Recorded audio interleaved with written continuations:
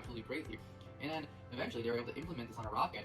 They failed a few times, and then they got it. Like, my mind was just completely blown if they were able to do that. And then they developed it so well that it became reliable.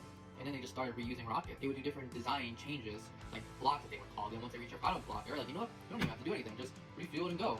Just refuel it and go. You know, the space shuttle is reusable, but they pretty much have to tore it apart and then put it back together. With SpaxeX, they're like, they launch it. They're like, a couple things check out. We can do this again.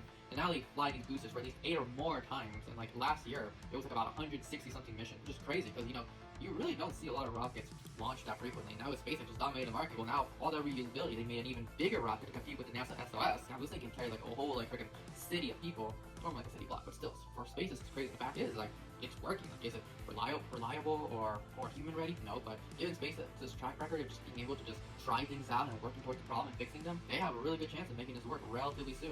The thing is, it was so good that NASA was like, you know what, you should probably join us in Artemis 3 or 4 and land on the moon with us. I guess it's a matter of when SpaxeX, the fact is not if. And also the fact they literally can count astronauts on their capsules.